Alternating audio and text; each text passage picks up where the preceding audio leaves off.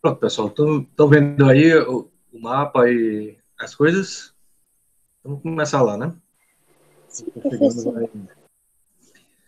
Bem, a gente está vendo, né, a formação da Idade Moderna. Então, como eu já falei, nós vimos a formação europeia com Renascimento, Reforma Protestante, Estados nacionais e capitalismo mercantil, né, e suas práticas chamadas de mercantilismo.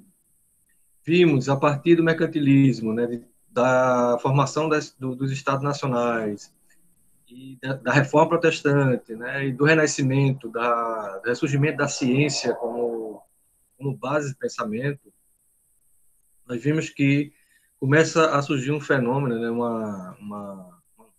um fato histórico que é as grandes navegações, quando as nações europeias, os Estados-nações, começam a ir além do Oceano Atlântico, né, ir além das rotas terrestres que abasteciam a Europa de mercadorias. Então, esse fenômeno é chamado de grandes navegações, e tivemos Portugal e Espanha como os primeiros países, né, os primeiros Estados-nações a se lançarem nisso, principalmente buscando as Índias. Então, Portugal e Espanha tinham dois projetos de atingir as Índias, né, no caso, o Oriente, e enquanto Portugal fazia o chamado périplo africano, né, dando a volta na África para passar por debaixo do Oceano Índico, ou do limite entre o Oceano Atlântico e o Oceano Índico, lá na África do Sul, no chamado Cabo de Boa Esperança. A Espanha, através de Cristóvão Colombo, achava que, seguindo o Sol, ele atingiria o Oriente. Então, Colombo, em 1492, atinge, literalmente, né, ele quase bate, na ilha de São Salvador, que aproximadamente seria a República Dominicana hoje, achando que havia chegado nas Índias. Né? Daí, erroneamente, e depois ficou, né, os nativos americanos ganharem, né, o ser chamado de índios pelos europeus, e até hoje ficou essa terminologia. Mas, na realidade, foi um erro de Colombo achando que tinha chegado no Japão, né, tinha chegado nas Índias. Então, o que a gente vai ver hoje é como, né, além da Espanha, né, Portugal também vai ter o seu projeto colonial. Esses vão ser os dois grandes Estados-nações, né, que vão, grande no sentido de poder, né, inicialmente, vão começar a ocupar o território americano. Certo? Portugal, que tinha interesse com o comércio com as Índias, né, apesar de, né, ser uma nação já unificada, já com uma classe mercantil associada à classe de navegadores, né, era pequeno e não tinha, vamos dizer assim, um capital muito grande para tal investimento. A Espanha teve esse poder, a Espanha, né, fazia parte de um grande império chamado Império dos Habsburgos, que praticamente pegava o leste europeu quase todo, né, seria hoje Áustria, Hungria, Tchecoslováquia, parte da Alemanha, né, parte da Itália, Espanha, né, e, por tabela, o continente americano e as possessões na Ásia. Certo? Mas vamos ver o caso específico agora de Portugal, como Portugal, né, conquista, né, o território americano, e isso bate diretamente com a gente, que é a colonização portuguesa na América. Só que a gente sempre vê com um viés ligado né, a Europa que descobriu. Né? Já analisou nas aulas passadas, né, esse termo descoberta, né, o descobrimento, e o porquê de a gente usar o termo conquista, né, ou ocupação. Só que no primeiro momento foi uma conquista militar. Só que com o passar do tempo houve um projeto colonial, né? Houve um projeto de ocupar esse território, criar vilas, criar uma atividade econômica, criar toda um ambiente produtivo para suprir as necessidades econômicas da metrópole, como se chamava. Portugal vai ser a metrópole, né, o estado principal, e o território que é explorado, ou que é colonizado, chamado de colônia.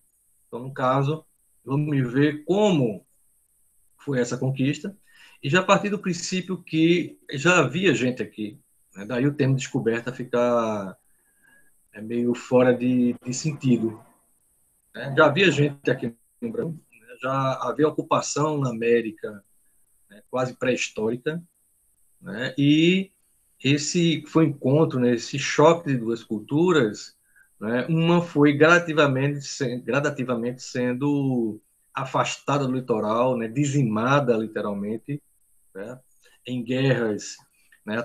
Doenças, né? A desestruturação da alimentação, né? Do sistema produtivo alimentar dessas comunidades, desses povos que habitavam o litoral e que, em sua maioria, eram tupis-guaranis.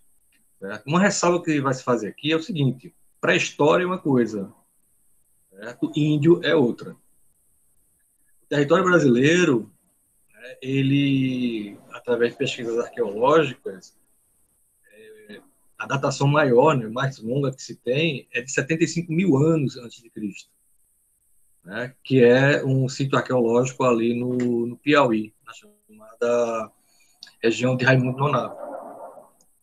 Já assentamentos mais novos, né, até em Vitória, até um pouquinho mais acima de Vitória, ali perto de Pirituba, Natuba, já foram encontrados alguns sítios históricos, né, sítio arqueológico de índios, né, ou de grupos cemitérios, né, de comunidades, aproximadamente de 1.000 anos, 1.500 anos.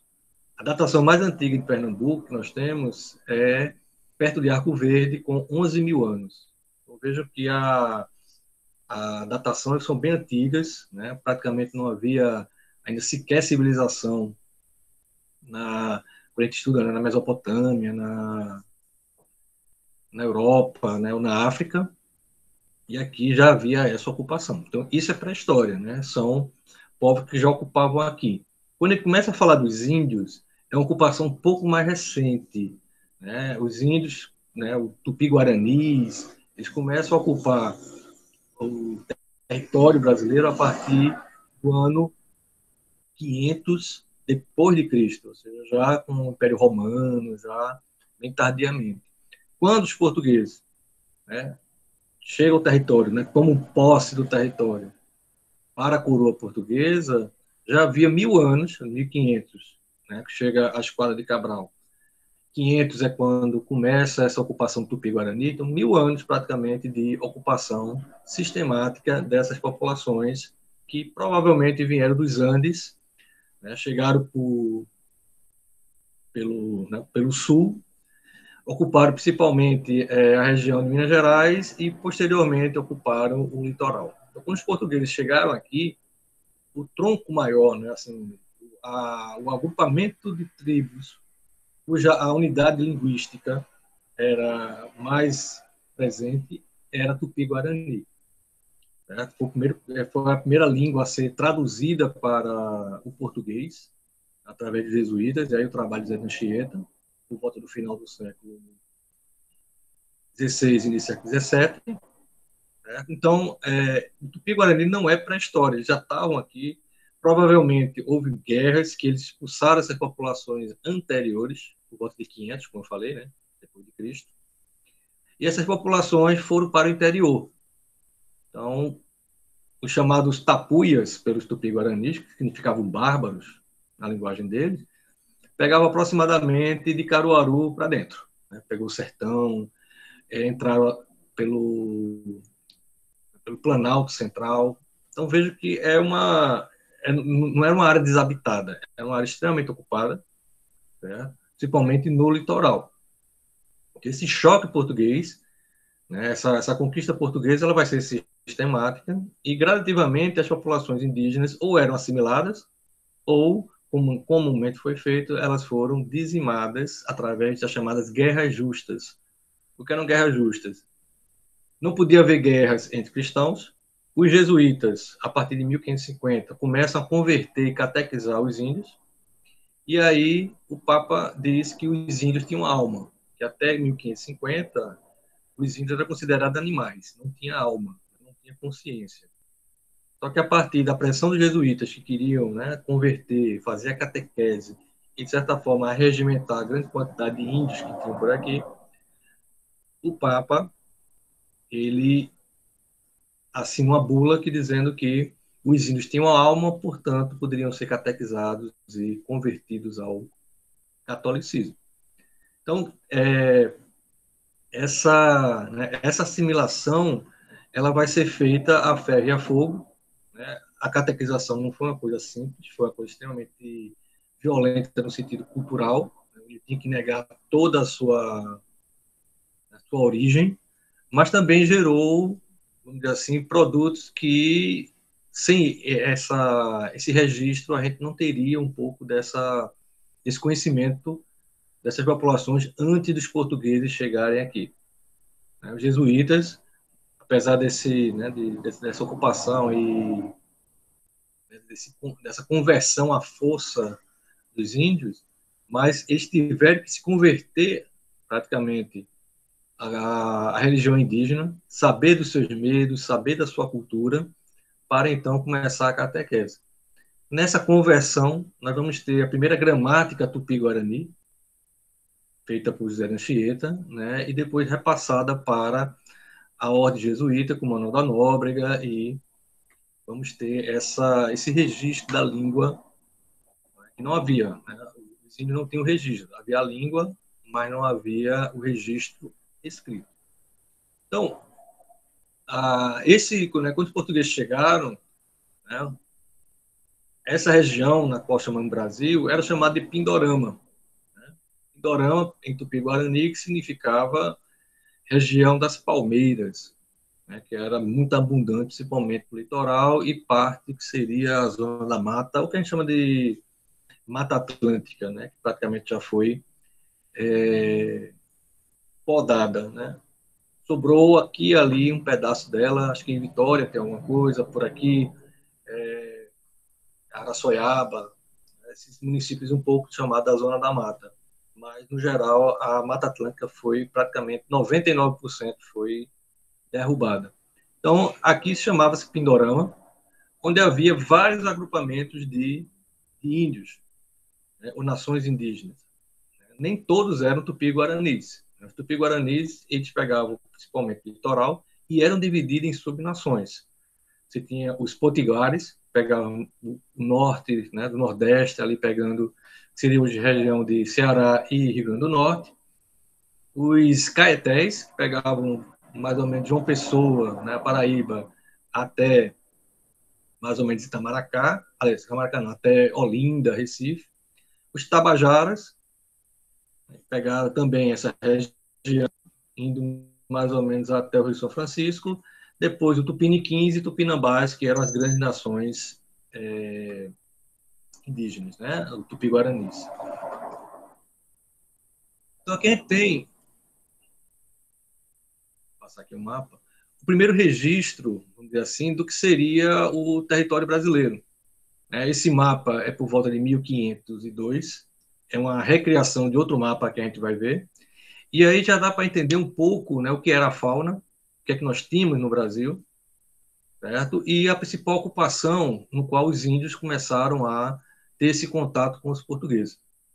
Certo? Que contato era esse? Como não havia uma produção, né, específica, esse contato entre índios e portugueses ficava o que a gente chama de escambo, que é uma troca sem dinheiro, né, uma troca por materiais. Isso, analisando esse mapa, né, vemos aí já os índios usando machado, eles não tinham acesso ao ferro, provavelmente com certeza, foi uma troca com os portugueses, separavam o material, né, separavam o pau-brasil, a ibirapitanga, que vou falar já já, para a exportação. A gente olhando aí já vê que no finalzinho, na base aí, tem Terra Brasilis. O Brasil, o termo Brasil, ele aparece por volta de 1505, 1506. Né? O pau-brasil, que tem muito, principalmente na região aí de Tapacurá, né, que desapareceu do Brasil, né, e só foi resgatado, por que pareça, na Alemanha, quando um botânico tinha guardado uma planta e aí descobriram que era pau-brasil, e por volta da década de 50 do século passado, 1900, houve o reflorestamento e né, o resgate do pau-brasil. E qual a importância do pau-brasil? Não sei se vocês já viram algum pau-brasil. Quando você coloca ele em algum solvente, pode ser álcool, né, um vinagre, ele solta uma tinta extremamente grossa e extremamente fixa, né? Ela pega muito no tecido. Então, em 1500, né, a partir de 1500, começa a haver uma grande demanda para a indústria têxtil. E o Brasil ele vai ser usado principalmente na indústria têxtil francesa, né, portuguesa nem tanto, mas principalmente francesa, para o tingimento de roupa. Daí aparecer muito navio francês aqui para fazer esse escambo. Embora o território fosse português, mas não havia ainda uma ocupação efetiva até 1530. Então, o nome Brasil vem a partir desse contato dos franceses com os índios, né, e a busca pela ibirapitanga, ibira, madeira, pitanga vermelho, né, como os indígenas chamavam, os tupi-guarani chamavam o pau-brasil, e os franceses vão pegar a porpitela e chamar pau de brasa, né, ou árvore de brasa, árvore de fogo. Brasa em francês é Brasil, e aí ficou Brasil e fazer Brasil. Fazer Brasil era o quê? Era justamente esse comércio dessa madeira, né, que era levado para a Europa para a indústria têxtil, principalmente a indústria francesa. Por isso que, a partir de 1515, 1520, o governo português ficou com medo que essa ocupação francesa se sistematizasse, e aí começa a haver um projeto para essa ocupação do território. Principalmente em Igaraçu, vai ser a grande feitoria, né, do território brasileiro. Por que Igaraçu? Porque era perto da Europa e era perto da África.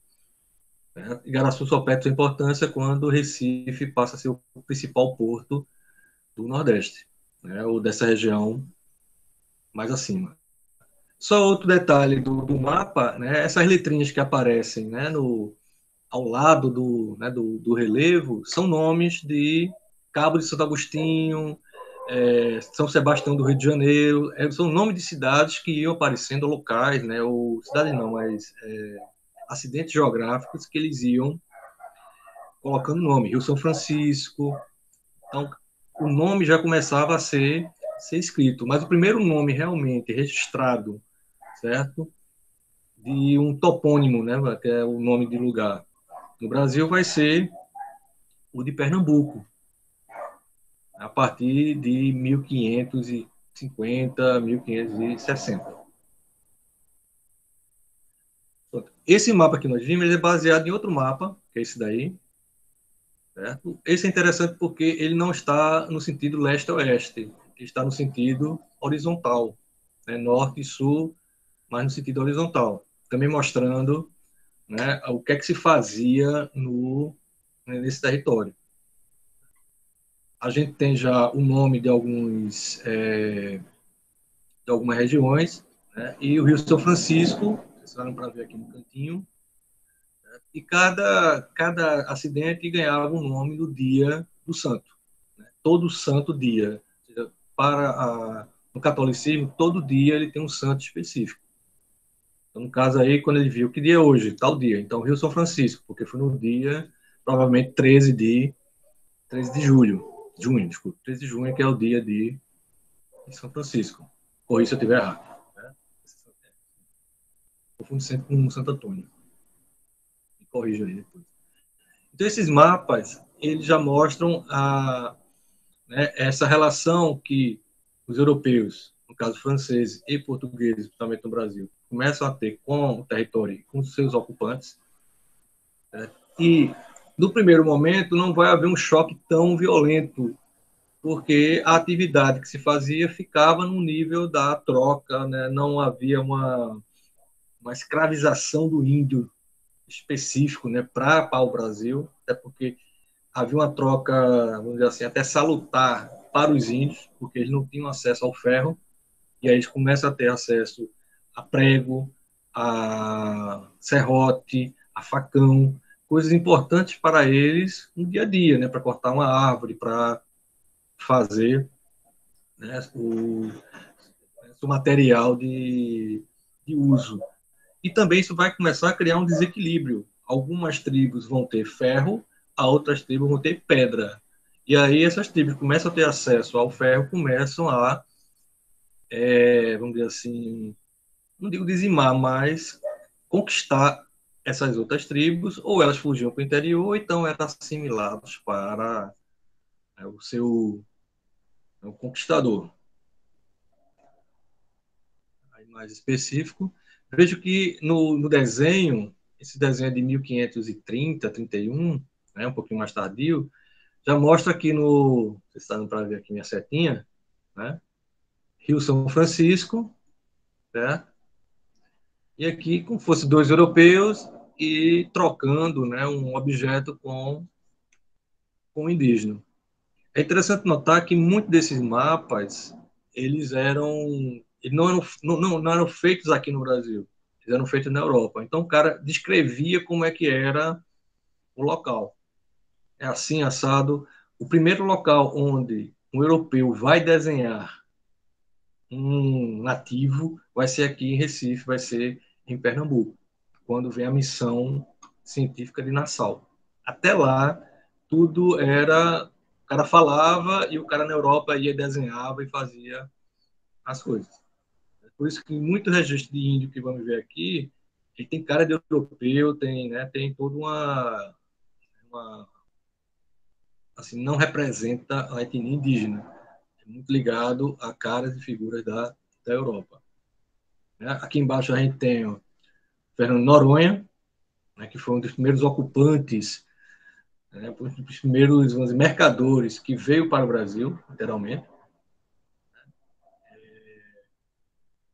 A ilha que ganha o nome dele, né, fazia parte do território que supostamente tinha sido doado, que é a região de Pernambuco, a região de Igaraçu, que era a grande feitoria, como eu falei.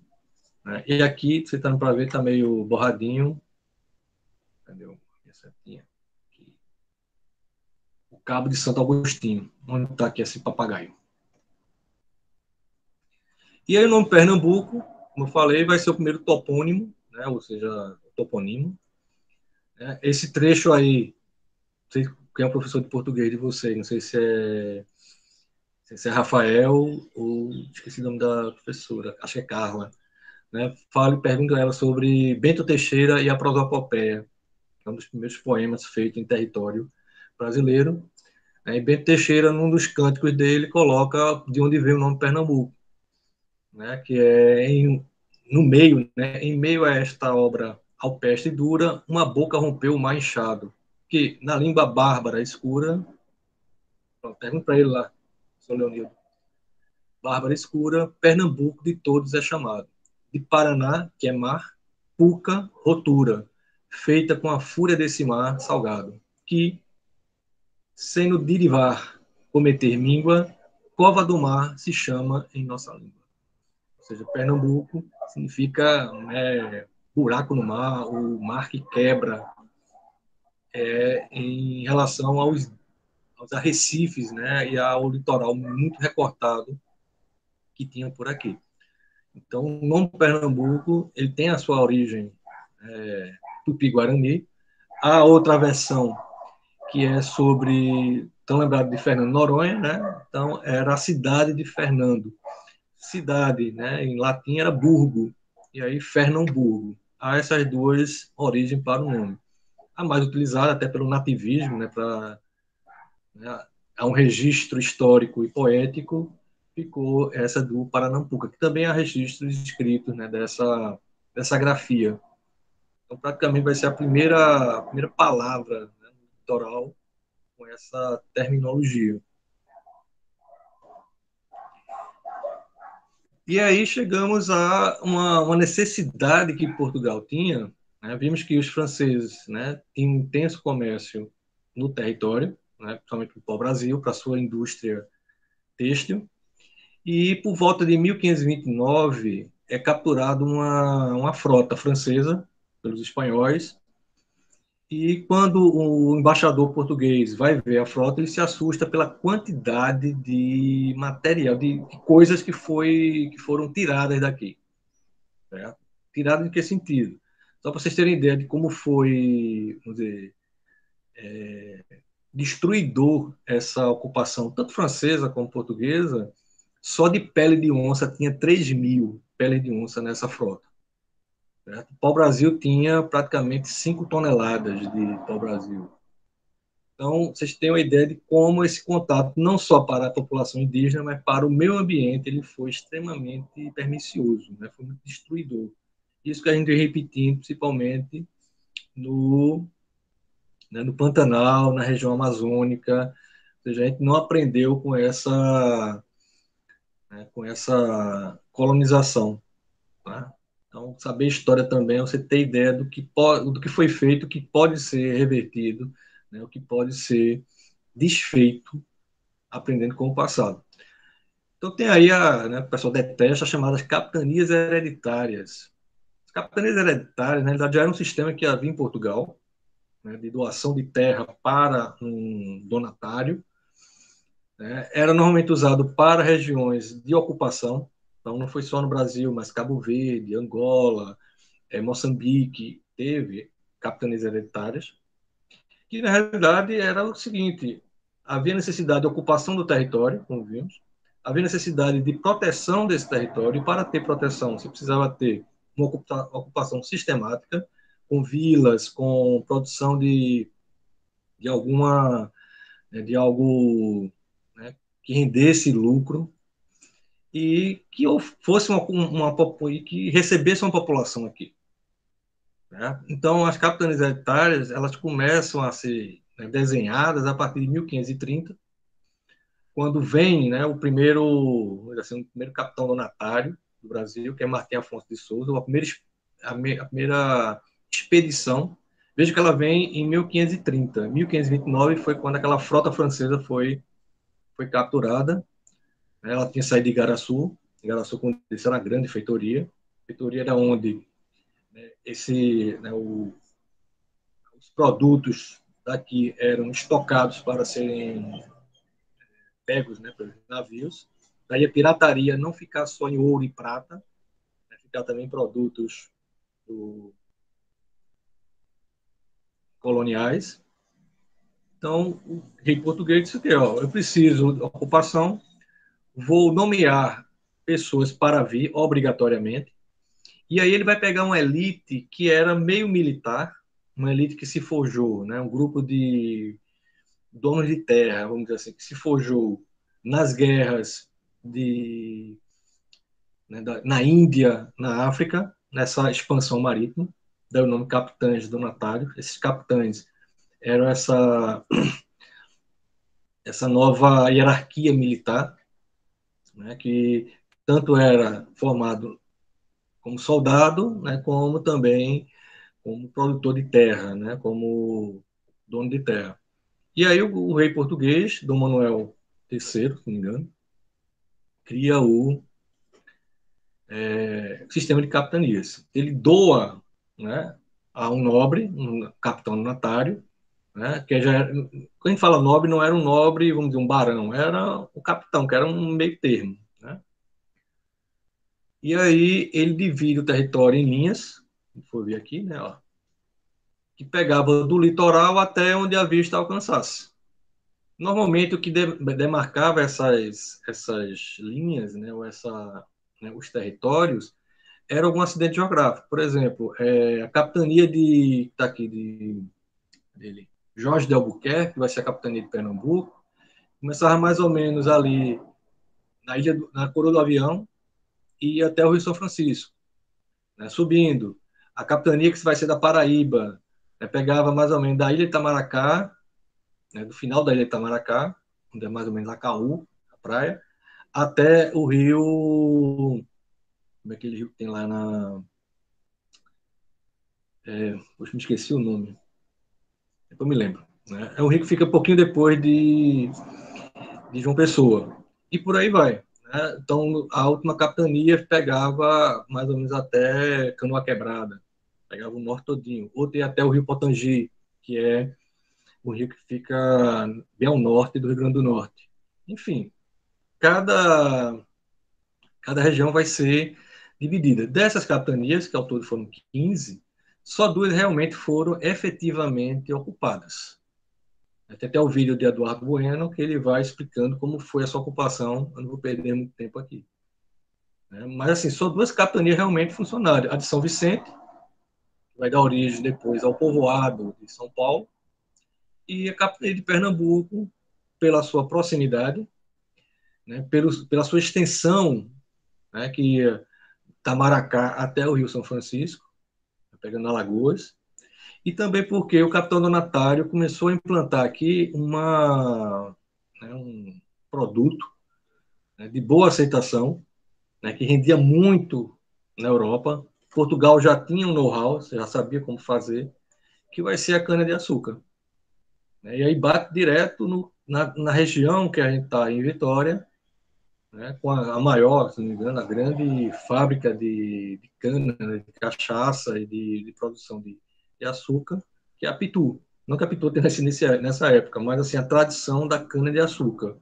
Essa tradição praticamente vai dominar o Jaguaribe. Obrigado, valeu, Marina. Então,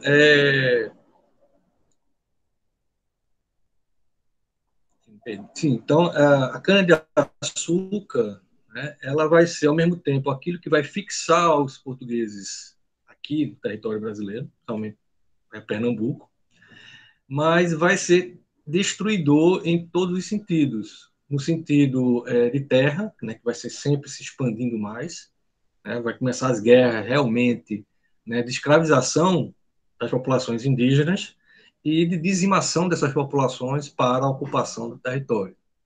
Segundo, começa a entrar no circuito uma escravidão africana, né, que supria essa falta, ou pelo menos essa escassez de mão de obra indígena. Né, lembrando que aquela história que o índio era preguiçoso, né, pode dizer, é mentira de lavada, né, mas a escassez de mão de obra, quando eu falo escassez, não é que não houvesse mão de obra, mas para mover um engenho era uma necessidade muito grande. Primeiro, porque o trabalho era extremamente árduo, se morria muito por causa do trabalho, é um trabalho extremamente extenuante, né? Então você tinha que repor essa mão de obra. Então, não era um tipo de trabalho que tinha descanso, é você utilizar a mão de obra escrava, né? Então, o escravismo começa a entrar nesse circuito e essa produção era exclusivamente para o comércio, para exportar, né? E quem gerenciava essa exportação era a coroa portuguesa, financiada por refinadores, por comerciantes holandeses, no caso. Holandeses no geral, porque na realidade entrava alemães, belgas, né? Assim, não havia ainda essa definição da nacionalidade, né? Belga, alemã, holandês, dinamarquês, era tudo misturado. Mas vamos colocar a Holanda como assim, a referência, porque a cidade, né, que era a grande, assim, que movia o capital, né, que bancava, né, com dinheiro, era Amsterdã. Então, vamos ter essa triangulação Portugal, Holanda, Brasil, no sentido do investimento, e Brasil-África, com essa mácula que tem no Brasil, que é a escravidão africana. Então, das capitanias, né, outra ressalva era porque o capitão donatário ele não vinha apenas para, né, tomar posse, ele tinha que criar vilas, ele tinha que gerar uma receita, ele era o dono e senhor, né, da justiça. Então, Portugal já tinha esse modelo e trouxe para cá. Então, essa estrutura jurídica, essa estrutura econômica, essa estrutura, vamos dizer assim, social, né, vai ser implantada como cópia do que basicamente ocorria em Portugal. Chegando aqui, o capitão donatário poderia doar a outros nobres, né, não era capitães, mas outros nobres, normalmente portugueses, sesmarias, que eram terras para a produção. Nesse sistema, só duas capitanias, como falei, Pernambuco e São Vicente, foram conseguir autonomia até demais. Né? Pernambuco, por muito tempo, era gerenciado exclusivamente pela família dos capitães do Natário. Né? Começou com Duarte Coelho Pereira, depois Ana Brits Duarte, que era a mulher de Duarte Coelho. Daí a mulher praticamente não aparece muito na história do Brasil, mas ela, na realidade, foi ela que implantou, né, continuou esse trabalho da cana-de-açúcar, por volta de 1580, 1590. Então, assim, a colonização começa, essa ocupação portuguesa começa a partir de 1500. A partir de 1530, né, vem um esforço português, da coroa portuguesa, do Estado, em ocupar. Começam as grandes guerras, né, as brigas entre as populações indígenas e as populações europeias, né, as conquistas europeias. E, no caso do Brasil, dois países no século XVI, 1500, vão brigar por essa primazia. Portugal, né, que pelo Papa era o dono e senhor desse território, e os franceses, que tinham interesse na exploração do pau-brasil e depois a exploração do próprio território. Né? Em 1555, os franceses vão tentar criar uma colônia, né, a chamada França Antártida, no, onde hoje é o Rio de Janeiro. Né? E aí eu vou entrar só para fechar, né, as duas visões que vamos ter, né, dos indígenas a partir desse período, que vai ficar até hoje. Qual era a visão que o europeu tinha das populações aqui na América, principalmente no Brasil? Ou era o paraíso ou era o inferno. Ou seja, ou o índio era tratado como o bom selvagem, né, isso aí vai ficar muito na cabeça também dos filósofos iluministas, né, principalmente com Rousseau, né, que dizia que o homem só seria livre quando voltasse, né, ao primitivismo. E, por outro lado, era visto assim como bestas, né, totalmente, né, os canibais. Ainda hoje, isso persiste no imaginário europeu, né, que tem canibal, parece, e ao mesmo tempo que era o paraíso em terra. Só que essas visões foram de que portugueses e franceses que vieram para cá fizeram seu relato e foram para a Europa. Eram raros os contatos entre portugueses e índios lá na Europa, eles levavam para lá. Quem vai ter mais contato com os índios, né, de levar para a Europa, né, de mostrar o que é um índio, vão ser os franceses. Então, os relatos que temos sobre essa colonização e a figura do índio, principalmente são feitos por franceses que vieram para a França Antártida, que eu falei, né? Um foi um meio francês, mas meio holandês, né, meio belga, que caiu aqui em Náufrago, Hans Staden. Os franceses foram André de TV e Jean Delery. Esses relatos, né, de todos que se fazia, o que ficou mais fixo foi essa relação, né, de cordialidade entre as duas nações, né, os indígenas e, no caso, os franceses, e o registro do canibalismo, né, que foi feito minuciosamente por Hans Staden. Tem até um filme que quiser procurar, Hans Staden, eu acho que é O Náufrago no Brasil, uma coisa assim. Então aqui tem um desenho do índio, feito por Teodoro Brie. Como eu disse, o cara estava lá na Europa, ele era um tipógrafo, um gravador, né, o cara que faz, né, xilogravura, e ele nunca tinha visto um índio na vida. E aí ele desenha um índio, né, ele faz a gravura do índio através dos relatos desses franceses que vieram, caíram aqui como náufrago. Então, vejo de índio não tem nada, só estão nus. Né? Mas o rosto, a forma física é do europeu, porque o Teodoro Brie nunca tinha visto um índio na vida. Aqui um registro também de Theodore Brie, né? Isso é uma xilogravura, né? Uma gravura feita na madeira, né? Normalmente vinha nos livros, da extração do pau-brasil.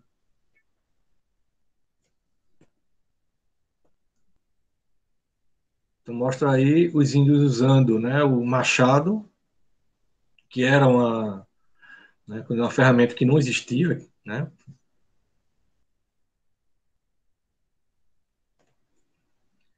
Aqui, né, o livro, né, de Theodore Brie.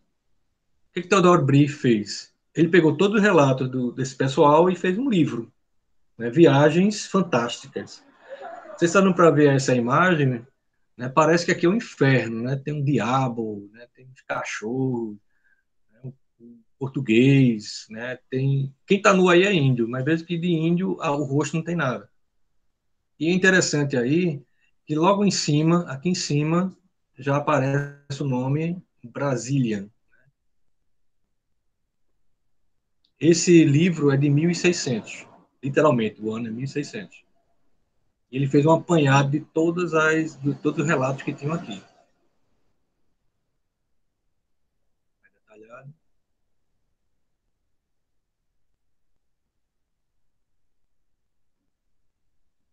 Aqui o relato de André de Tevete, no caso, né? Você teve Tevete, que é uma briga de canoas, né? Uma luta entre os indígenas. Também, novamente, os corpos são corpos europeus, né? O rosto europeu, porque quem desenhava não tinha a mínima ideia do que era um índio, ou como era o território aqui. Isso é gravura.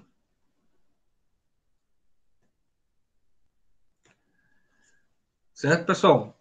Pronto, então, o que é que a gente tira dessa conquista da América Portuguesa? Né? Vai ser a formação, né, do que conhecemos como território brasileiro. Para nós, né, diretamente, temos a indústria açucareira, né, ainda hoje no domínio, né, do grande parte da economia do Estado, não tanto quanto era, mas ainda é uma grande força. E a cana-de-açúcar, que praticamente vai varrer, né, a mata atlântica para essa produção. O terreno aqui, o Massapê, era extremamente fértil e a cana-de-açúcar vai, vamos dizer assim, ser o grande carro-chefe da economia feita no Brasil. Não vou dizer brasileira, porque na verdade quem comandava era Portugal, mas a feita aqui no Brasil, principalmente no Nordeste. Pernambuco vai ser a capitania mais rica, vai ser a mais próspera, vai ser a mais perto né, de Portugal. O Porto de Recife vai crescer até quando nós vamos ver nas próximas aulas, né, quando essa indústria açucareira vai ser, vamos dizer assim, ocupada por mercadores por uma companhia holandesa, chamada invasão holandesa, né, ou as invasões estrangeiras no Brasil. Uma já comentou aqui, né, que é a invasão francesa, que é 1550, 1560. Eles vão vir para o Rio de Janeiro e para o Maranhão.